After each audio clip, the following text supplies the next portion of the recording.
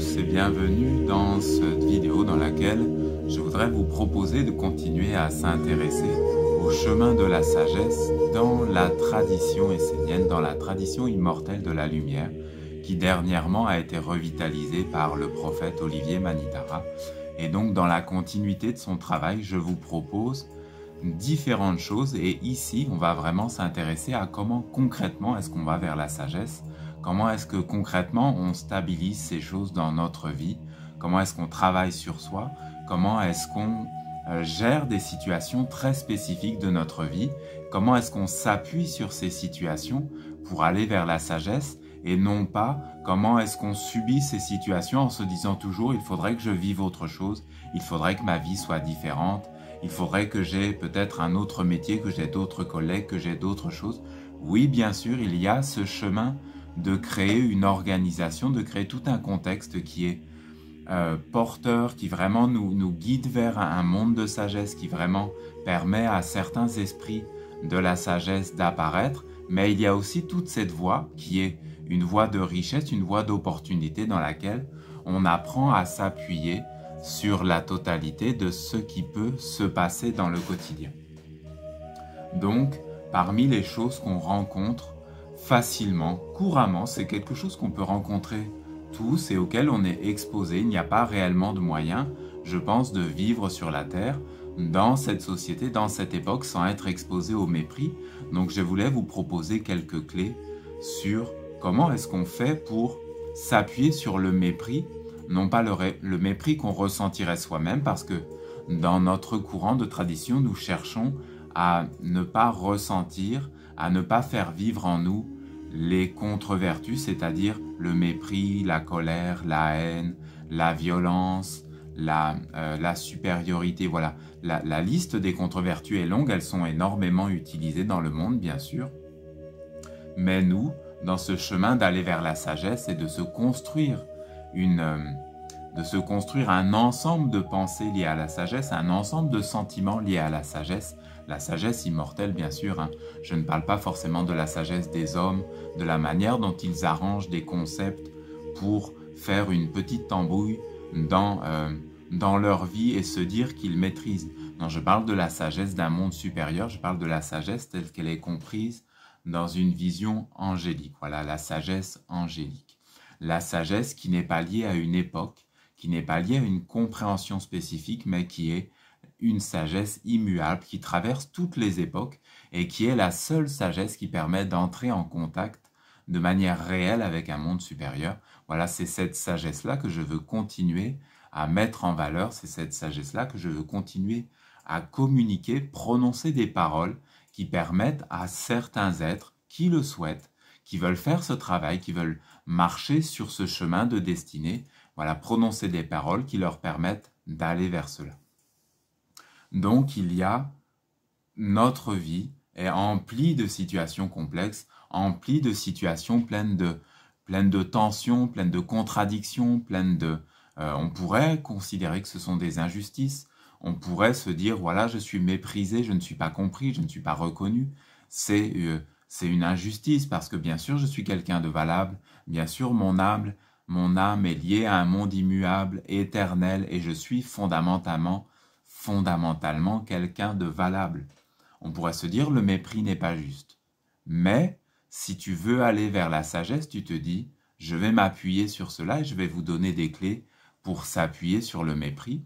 Et plus que vous donner des clés, je vais vous mettre à la fin de cette vidéo un extrait issu de l'initiation des 12 semaines, parce que dans cette initiation des 12 semaines, on apprend à s'appuyer complètement sur le monde psychologique, la sphère psychologique dans laquelle nous avons été éduqués, qui nous a façonnés, qui est devenu quelque chose d'identitaire dont nous sommes certains, et nous apprenons à nous appuyer sur cela pour nous élever vers un monde supérieur.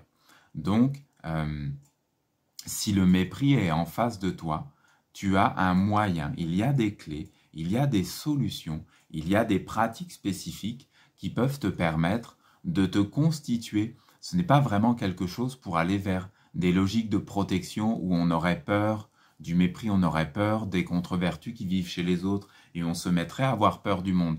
Moi, le chemin que je veux te proposer, c'est un chemin de force, c'est-à-dire c'est un chemin dans lequel tu fais grandir ton propre rayonnement, pas forcément pour obtenir une influence dans le monde extérieur, même si ça peut être positif, même si ça peut être souhaitable, mais tu fais grandir ton propre rayonnement pour tenir en toi un certain monde, pour tenir en toi une certaine vision, pour tenir en toi le fait que, par exemple, tu ne participes pas au mépris. Le mépris vient vers toi, mais toi, tu n'y participes pas. Et c'est quelque chose que tu tiens. Tu tiens une manière de respirer, tu tiens une manière de penser, et tu es stable avec cela. Et donc, j'étais dans cet ensemble de réflexion et dans ce travail de transmettre cela et de donner de la force à cela dans le parcours de l'initiation des 12 semaines. Et j'avais prononcé cet enseignement que je vais vous partager dans quelques minutes.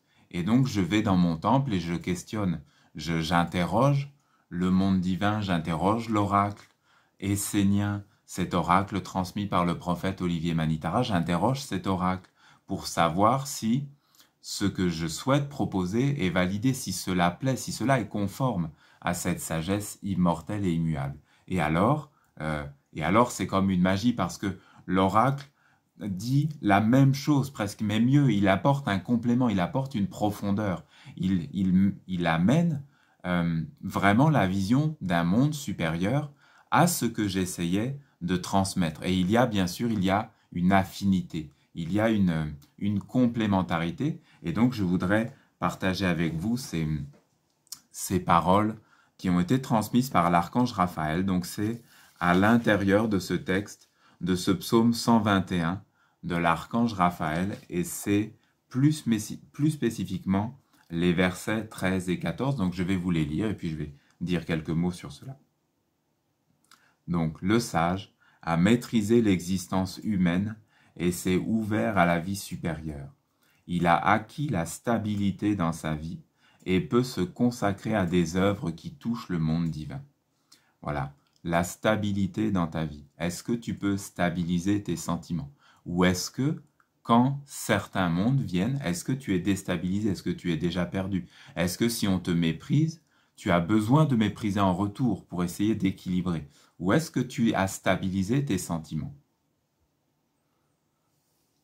Voilà, maîtriser l'existence humaine. Maîtriser l'existence humaine, moi, si j'entre là-dedans, ce que je vois, c'est que maîtriser l'existence humaine, c'est maîtriser la sphère psychologique en priorité. Parce que si tu maîtrises le côté psychologique, tu vas ensuite aussi maîtriser le côté matériel, mais d'une manière supérieure. Bien sûr, il y a des êtres, ils maîtrisent le côté matériel, mais leur sphère psychologique est un pur chaos. Ils maîtrisent le côté matériel par l'avidité, par la guerre, par des contre-vertus, énormément de contre-vertus. Mais ce n'est pas le chemin de la sagesse. Il y a ce chemin de maîtriser l'existence humaine par la conscience. Voilà, la conscience des sentiments, la conscience des pensées, la conscience des mouvements, la conscience de la respiration, par exemple, la conscience de ce qui t'anime, de tes alliances. Voilà. Est-ce que tu es uniquement dans des alliances psychologiques, c'est-à-dire une âme psychologique, c'est-à-dire que ce qui t'anime, c'est ce qui va s'éteindre au moment de la mort. Au moment de la mort du corps, l'âme psychologique s'éteint parce qu'elle n'est liée qu'à des choses temporelles, elle n'est liée qu'à des choses d'une époque. Donc il n'est pas possible de suivre ce chemin de l'âme psychologique. Ce chemin-là est une impasse. Si tu fais toute ta vie en te stabilisant d'un point de vue psychologique, tu vas vers quelque chose qui s'éteint. Tu ne vas pas cultiver une mémoire, tu ne vas pas cultiver ce qu'on appelle dans notre enseignement des cellules d'immortalité qui peuvent passer de vie en vie dans toutes les époques, dans toutes les situations qui traversent. C'est aujourd'hui, c'est de vie en vie, mais tu peux l'expérimenter aujourd'hui. Est-ce que tu as des parcelles de toi qui traversent toutes les situations, des parcelles stables, des éléments stables en toi? Si dans cette vie tu ne les as pas, tu ne les auras pas dans une autre vie, tu n'as pas de parcelle d'immortalité. Donc voilà, c'est un chemin. Le sage a conduit toutes les expériences et activités humaines dans une réalité, une intelligence, un ordre supérieur.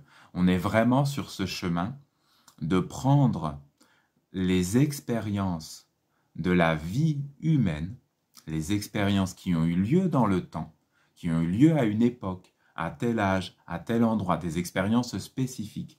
Et on veut en extraire quelque chose. On veut en extraire une intelligence, un ordre supérieur. Voilà, on veut trouver dedans les parcelles d'immortalité. C'est ce chemin de l'initiation des 12 semaines et c'est complètement dans la continuité, dans la cohérence de la demande du monde divin pour la constitution de son peuple, de sa tradition, de ses prêtres, de tous ces êtres qui veulent s'assembler autour d'un objectif supérieur, autour d'un objectif qui libère, et pas seulement autour d'intérêts transitoires uniquement liés au corps. Voilà, la guerre, on défend le corps, l'économie, une certaine économie bien sûr, une économie pour toujours alimenter le corps, une plus grosse voiture, une plus grosse maison, une plus grosse, voilà, des gros trucs, plein de trucs pour se sécuriser, mais tout est au niveau du corps. Et on ne sécurise rien au niveau de l'immortalité, on ne sécurise rien sur quelque chose d'immuable. Le sage a conduit toutes les expériences et activités humaines dans une réalité, une intelligence, un ordre supérieur. C'est ce chemin vraiment, complètement c'est ce chemin. Il a uni les deux mondes et a fait apparaître la lumière qui délivre et ouvre le chemin de l'infini. Il a uni les deux mondes.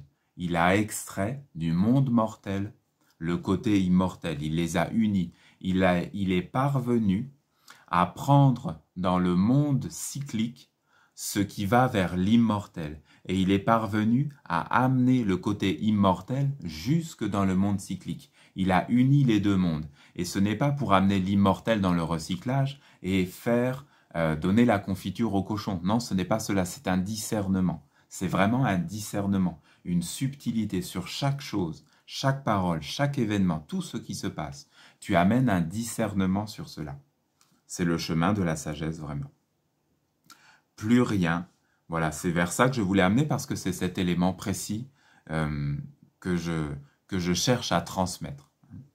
Plus rien ne peut réellement le toucher, car il a un corps parfaitement constitué par l'enseignement de la sagesse de la lumière.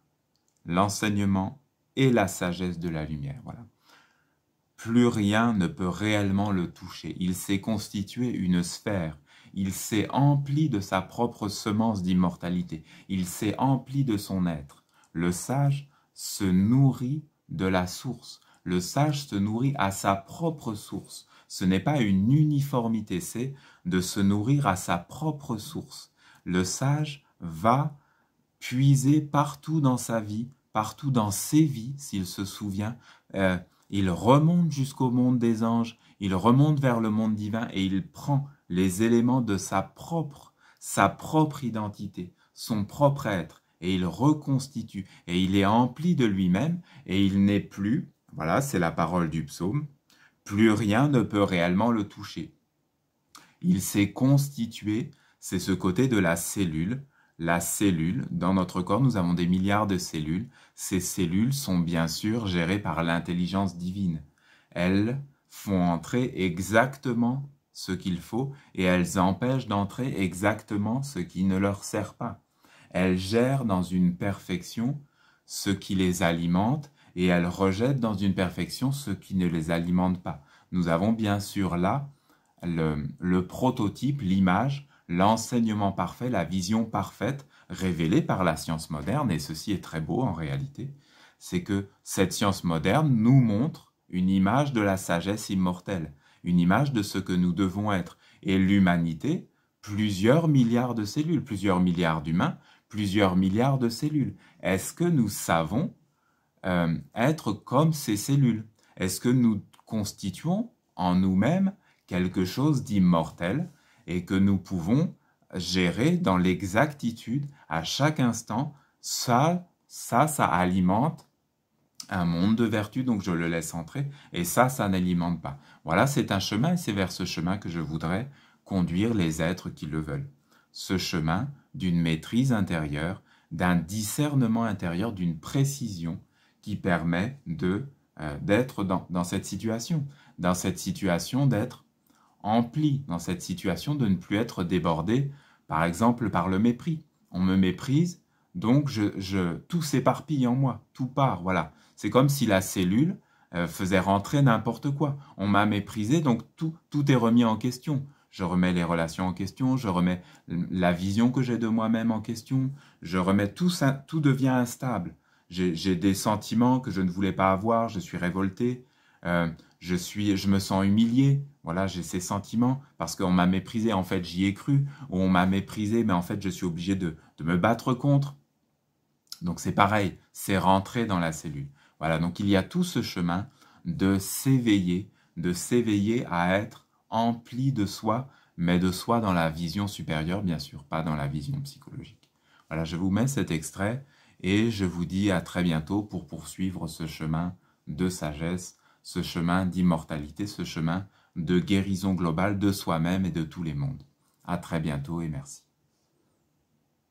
Très rapidement, ce qui vient, c'est celui-là n'a pas de valeur, celui-là est vraiment minable, celui-là, et puis tu peux même avoir, si tu as vraiment de la chance, tu peux même te faire insulter, tu peux te trouver face au fait qu'on te dise vraiment tu ne vaux rien, ce qui est toujours intéressant parce que ce sont des jugements extrêmement partiels qui viennent sur une toute petite situation dans laquelle on ne te connaît pas réellement, on ne veut pas vraiment te connaître, on ne veut pas savoir qui tu es, est-ce que tu sais faire autre chose, on veut juste te mépriser parce que certains mondes, certains êtres ont une jubilation sadique, une jubilation narcissique à te mépriser. Et donc, si l'occasion se présente, si tu es un peu en difficulté, ou même pas, mais si tu donnes des signes en fait, ou si tu n'es pas suffisamment agressif, si tu n'es pas suffisamment réactif, voilà, par exemple, si tu es dans un milieu, le monde du travail par exemple, et comme ça, il faut toujours être au top, il faut toujours être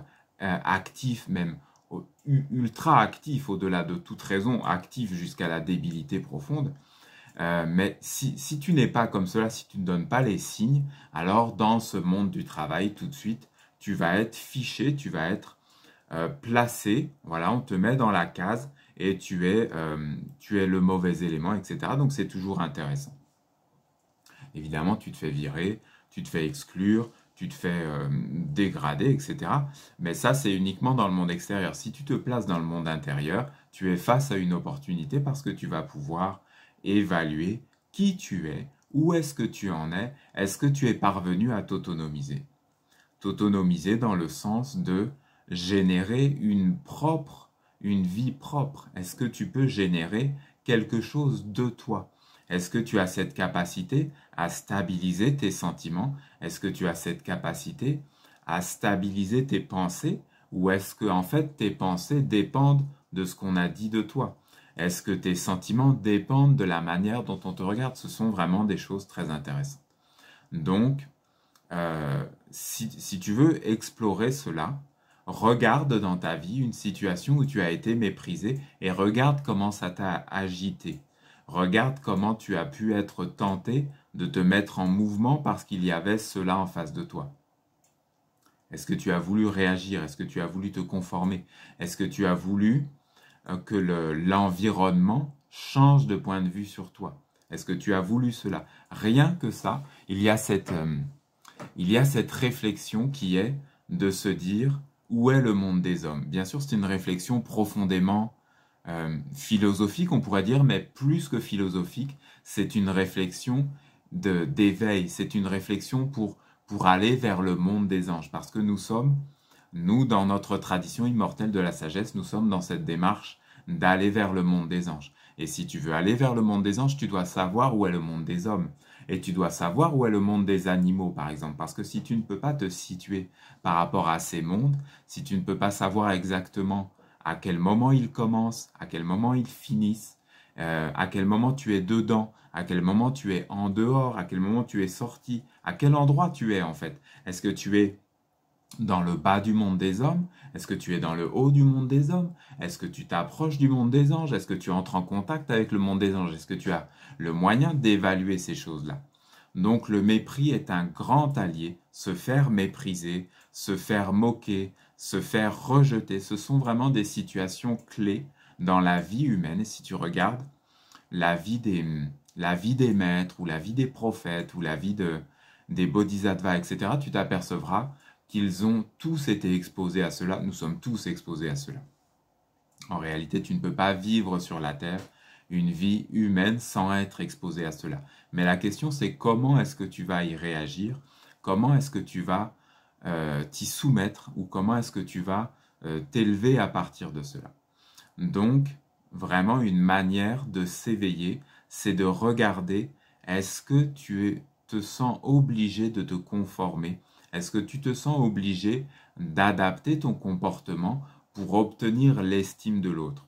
Si tu es toujours dans ce besoin d'obtenir la validation, d'obtenir l'estime, d'obtenir la conformité, parce que le monde de l'homme te demande la conformité. C'est comme une de ces lignes directrices, c'est d'obtenir la conformité, l'uniformisation. C'est quelque chose qu'il cherche. Il y a telle entreprise, si tu es dans une entreprise, telle entreprise va demander la conformité à une ligne de l'entreprise. Tu vas dans un groupe familial, le groupe familial va demander la conformité. Ce n'est pas forcément prononcé, mais c'est là. Tu vas n'importe où, tu vas dans un club de sport, le club de sport, il y a un ensemble et il va te demander une conformité. Et si tu entres dedans, alors tu es vraiment dans le monde des hommes. Parce que se conformer aux visions des hommes, c'est être dans ce monde des hommes. Et par conséquent, si tu es en train de faire un effort intérieur, de te malaxer, de te contorsionner, de t'adapter, d'adapter quoi? Mais tes pensées, d'adapter tes sentiments, d'adapter ta gestuelle, tes mouvements. Regarde comment tu bouges. Il y a des mouvements qui sont interdits dans certains contextes. Il y a des mouvements qui sont vraiment obligatoires. C'est une évidence. Un rythme de comment est-ce qu'on se déplace, comment est-ce qu'on parle. Il y a un rythme. Et tu vas t'apercevoir que si tu peux être dans un environnement quel qu'il soit, et en fait, ne plus t'y adapter. Je mets des bémols par rapport à ça, parce que je ne dis pas forcément que l'adaptation est mauvaise. Je dis qu'il faut avoir cette conscience. Je dis que tu dois pouvoir évaluer si en fait tu te conformes parce que tu es comme forcé, parce que tu n'as pas cette capacité, tu n'as pas cette liberté intérieure en fait de générer ton propre champ de vie, de tenir ton propre champ de vie en alliance avec quoi? Parce qu'il y a des êtres qui tiennent leur champ de vie, moi j'en connais certains.